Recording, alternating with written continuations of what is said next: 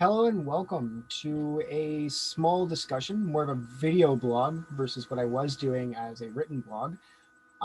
Today we're going to be specifically looking at the directions for funeral parties, including the different explanations we have for the reversing and the rest upon your firelocks reversed.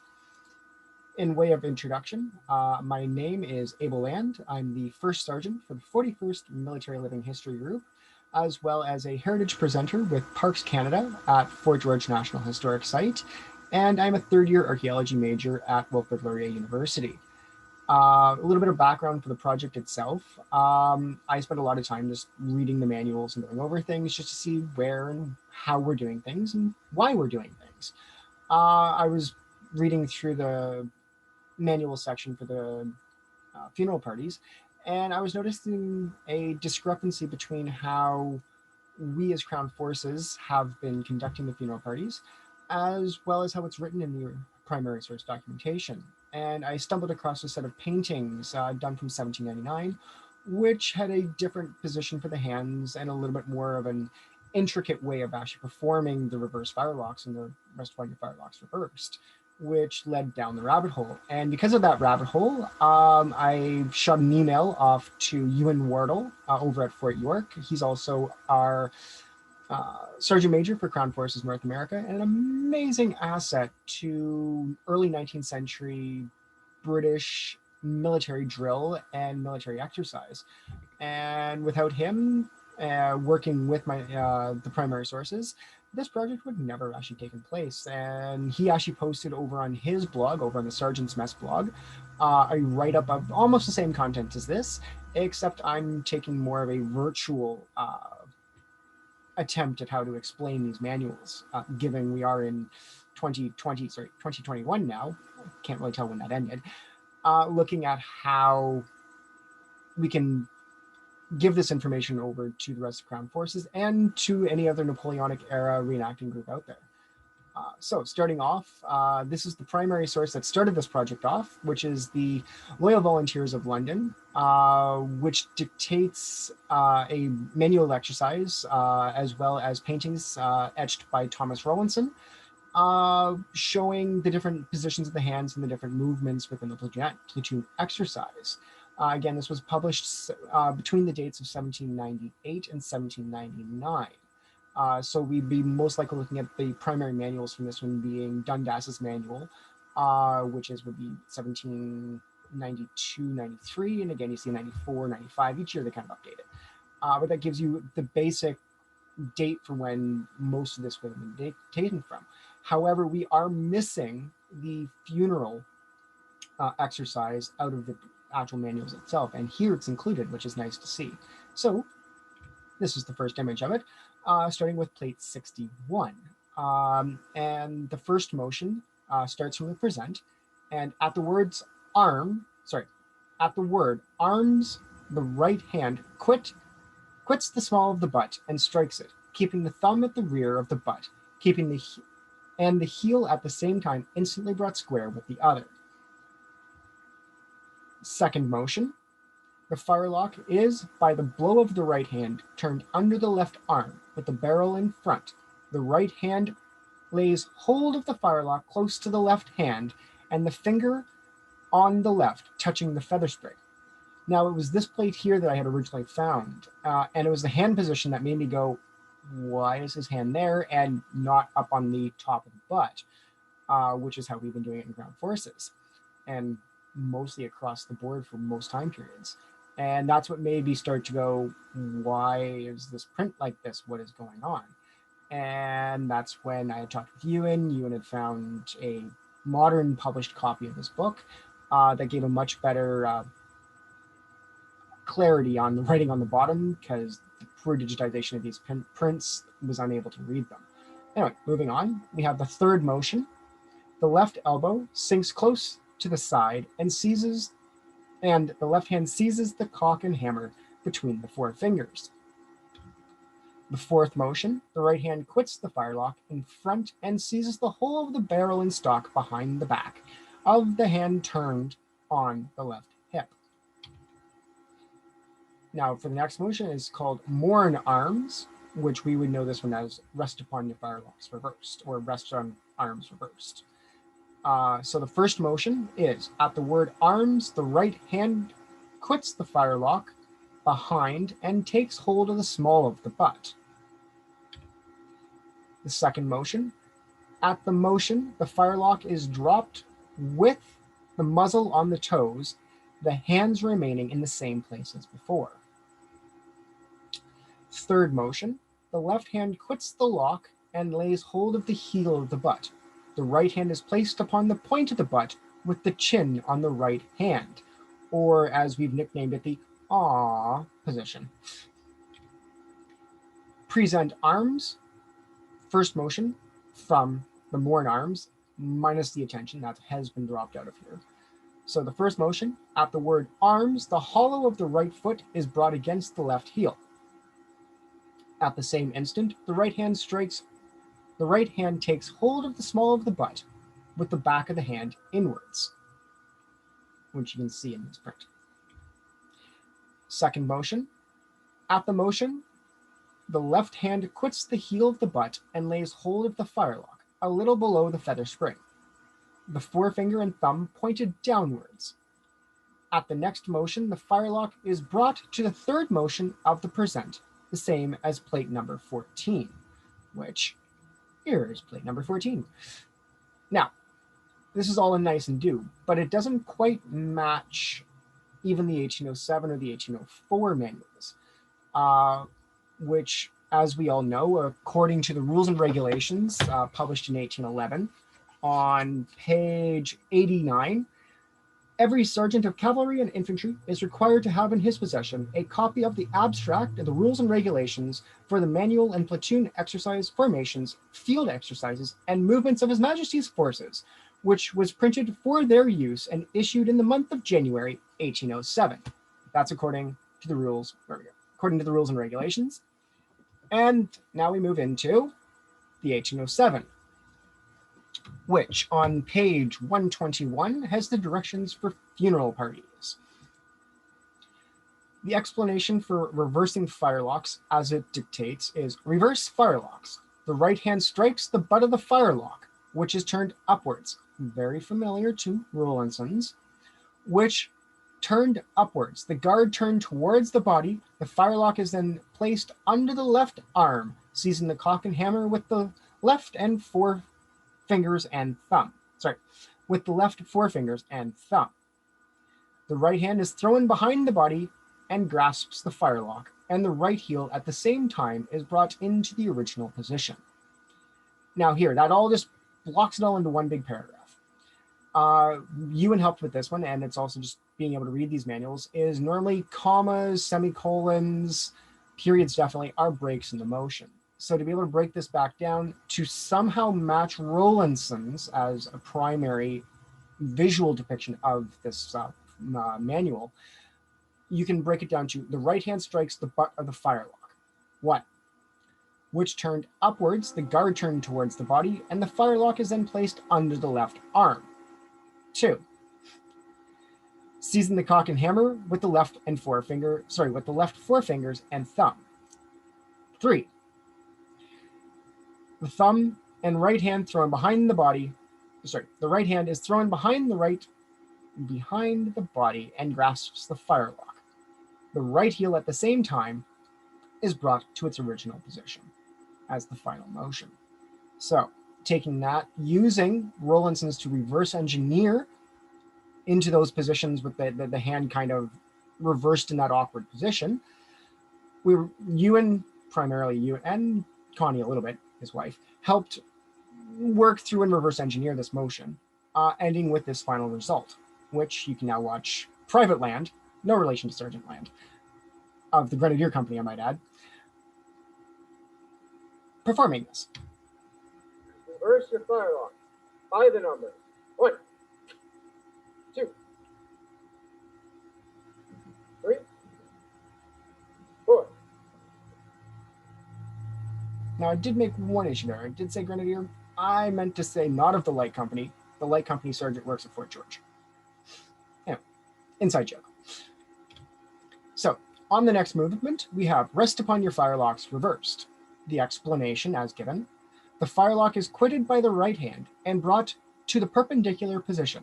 The muzzle placed upon the toes of the left foot. The right and left hands placed are opened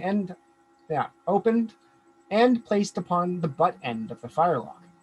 The soldier's head leaning on the back of the left hand as to look towards the corpse. Again, looking at that pause and the breaks being semicolons, commas, and periods, we can break it down the motions into the individual timings. And again, you can watch this one performed. Rest upon your firelocks reversed by the numbers 1, 2, 3. That breaks it down a little bit more. There are some differences between Rollinson's and the 1807. First of all, the movement of feet change. Rollinson, they move at the beginning of the motions. In the 1807, they move at the end of the motions. So that's taking the adaptation towards the 1807, being that would be more accurate for the War of 1812 and the later Napoleonic battles and scenarios that we do. Now, to the next movements, we have the attention, followed by the present firelocks. By seizing the firelock with the left hand at the swell and the right hand shifted, and both holding the firelock at the same position as the present arms. Looking at Rollinson's, it broke it down a little bit more, but almost moving each arm as a motion. And here, it's kind of bulking them together, streamlining it a little bit more. So by seizing the firelock with the left hand at the swell, 1, the right hand shifted, 2, and then 3, ending in the position of present. Okay, good. Present arm by the numbers 1, 2. There I broke it down into 2 motions because the left hand shifted, the right hand shifted, kind of could flow in, kind of couldn't flow in. It's up to an interpretation there. Now, let's break this down by the numbers so you can have a closer look at how each one of these movements is conducted. So starting with the reverse firelocks. Reverse the firelock by the numbers 1, Moving into 2. 2. Now, 2, I will say, is the hardest motion in the entire funeral party's manual. Just because of that, in this section, I'm going to break down the 2 motion and run it on slow motion, just so you can see how the hand slides to end in that final cupped position. Reverse your firelock by the numbers 1, 2. There's the slow motion, rolling up and around, and reverse the 3, grip. 4. Now I'm going to run that one more time and just put a little bit of commentary with it. Hopefully it'll run. Reverse your firelock by the numbers 1, Striking. 2. Reversing barrel up, grabbing. All you're doing is just rotating the hand around to regrip on top. 4. All the weight is being held in your right hand at that point. Anyway, continuing on, we have the third motion, 3. which is just nice and simple, dropping the arm down and grasping the hammer and the cock. 4 is bring your hand around and grab the barrel and the stalk. Now, I will say this, with the greatcoat, it was rather difficult to do. Without a greatcoat, it's much easier to do. However, there are some reenactors out there that, as long as your hands are behind or kind of resting on the back of your cartridge box, will do. But the manual and how the parties are to maneuver does dictate marching like this from place of parade to the place of burial. So that does put a lot of weight on that arm. Anyway, a little aside note. Now, let's look at the rest upon your firelocks reversed by the numbers. Rest upon your firelocks reversed 1, Again, matching the Rollinson's print for how to grab the musket. 2, Again, keeping the hands in the same position as before, which is how Rollinson says to do it. And the 1804 doesn't say to move your hands either, nor does the 1807. and then 3. 3. The only difference that you see between Rollinson and the 1804, 1807 is the placement of the head. In Rollinson's, it says chin on the back of the right hand. In the 1807, it's placing the cheek or the head on the left hand, which kind of forces you much further over.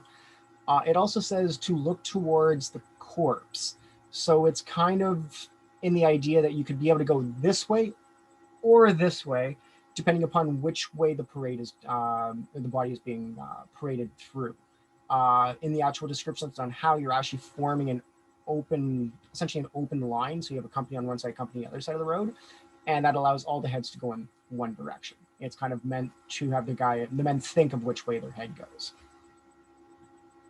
Now, breaking it down again, we have the attention and then the present firelocks. Attention being one motion. Okay.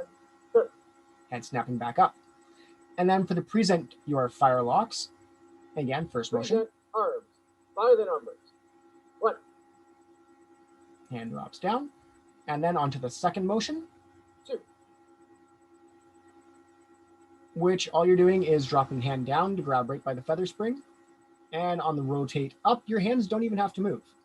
If you can recall how Crown Forces have been doing the present arms coming out from the Mourn, has been bringing the hand back up to the butt and then swinging it around and then sliding your hand all the way up the musket into the final position, allows for a lot more wiggle room and a lot more play on the musket. By putting those hands back in that same position, the musket snaps right back up to where you have to be. It's actually much less work to get into the final position doing it this way, which is nice. Now, we've looked through up until 1807, which has what we've just seen. Now, when it comes into the post-Napoleonic era, we have the 1823 Manual and Platoon Exercise, which again does have a written description of the directions for the funeral parties. The abstract that I'm using was actually published for the Quebec market, published in 1824, which is very similar actually to the 1807 Sergeant's abridged version of the actual Manual of Arms. I have another copy behind me here, down the hall in the library if you get the drift, of the 1803, where it actually doesn't have a full description of this in it, published by the same publishing house and everything, except meant for a European market, whereas this one's meant for more of a sergeant's pocketbook almost. Anyway, on page 63 to 68 is the directions for funeral parties, which does hold a lot of similarities to the 1807's written explanation. So present arms, reverse arms.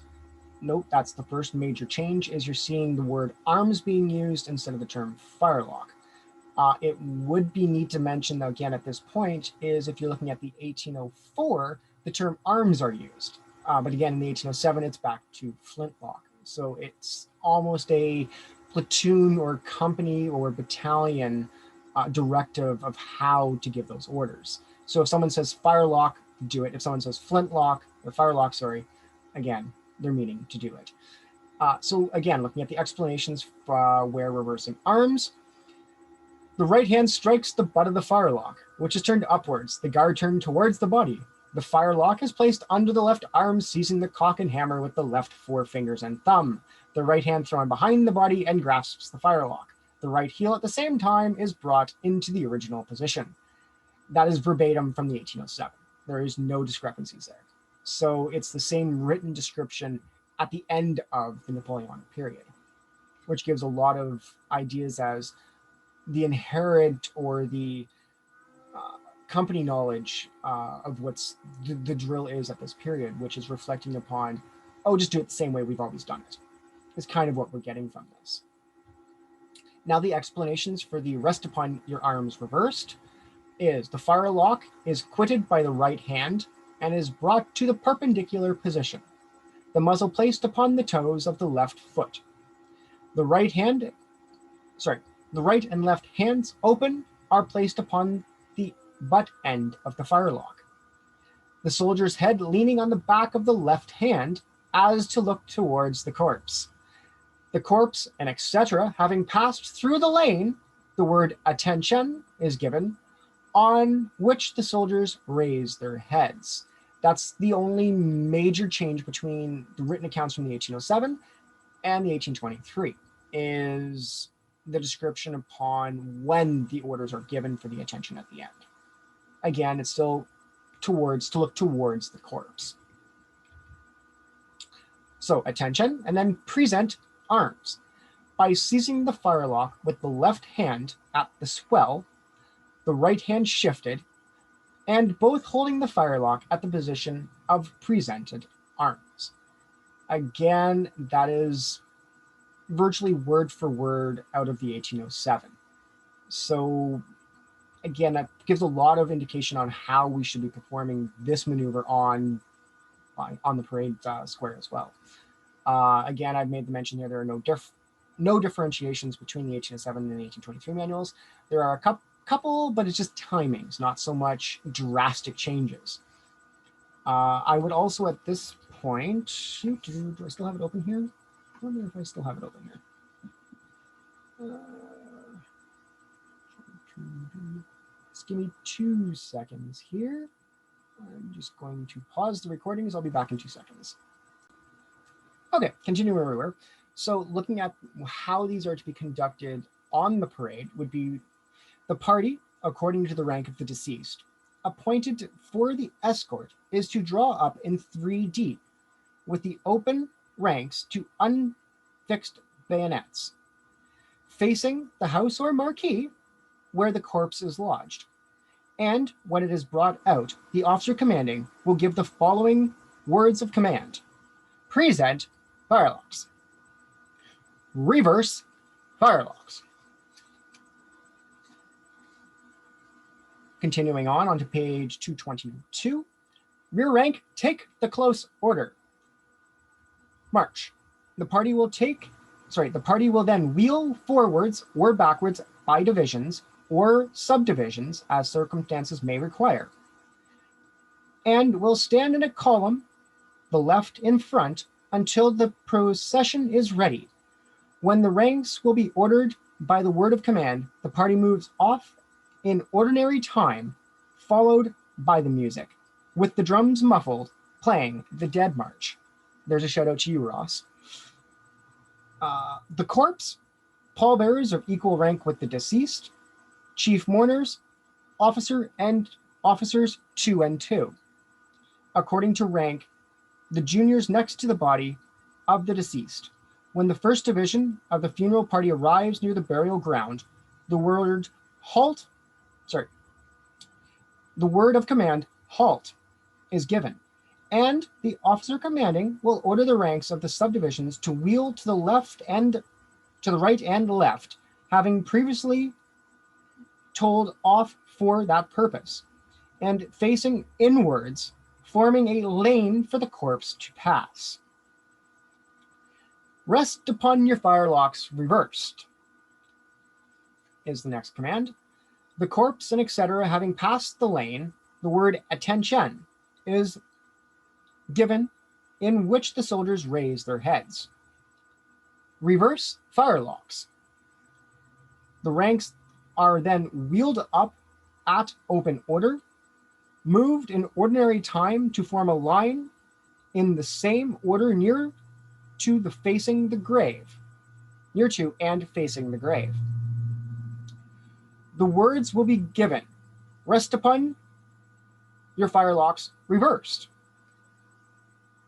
After the performance of the funeral service, the following words of command are given: attention, present firelocks, shoulder firelocks, prime and load with blank cartridge and shoulder. The final page for the directions are: fire 3 volleys in the air. Order arms. Fix bayonets. Shoulder arms. Rear rank takes the close order. Wheel backwards by subdivision on the left and march to the camp or barracks. The right in front, quick time. The marching back, the music is not to play. or the drums to beat until the party is entirely clear of the burying ground.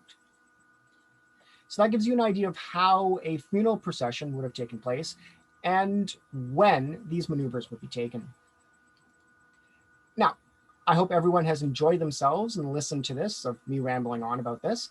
If you wish, I've included a link here to the Sergeant's Mess, which has Ewan's written depictions of this. And if you wish, if you're seeing this and you're not a member of any of the military reenacting groups, please bounce over to the 41st website. That's also where I will have a small write-up of this as well, and a link to this as well, and our YouTube page. And you can get in contact and see if this hobby is for you. Another interesting one here is, just to end everything, rooting around looking for images to put this PowerPoint together, I found this painting here, which is done by John Atkinson in circa 1800 of the 3rd Foot Guard. And again, it's very interesting to note where his head position is, resting down upon his left or right hand. Although, if any good sergeant's seen a muzzle in the dirt like that, I would be getting rather upset with my boys. But that's another note in another day. But it's nice to see that there are other primary depictions showing the mourn position, not of the head just straight down, but resting upon the hands. And on that note, here are the sources for today's presentation. Again, special thanks to Ewan as well. Couldn't have done this without you, Ewan. And then the directions for funeral parties, the 1807, the 1824/1823. I'm using the 1824 Quebec version. And then the Rollinson's Volunteers of London. I did quote the Rules and Regulations 1811. I didn't actually cite those in here because that's an unfortunate mishap of that. But if you are interested in looking for the rules and regulations, they are available on Google Books. And it's General Regulations and Orders for the Army. And you're looking for the 12th of August, 1811. Again, they were also reprinted at the end of the War of 1812. Sorry, the end of the Napoleonic era in 1815. So you can easily find that as a source material as well. And I hope that you enjoy yourselves. I hope everyone stays safe. And I really hope that someday this year we'll be able to get onto a field together sometime and just enjoy ourselves again. Anyway, stay safe, everyone. Thanks. Enjoy.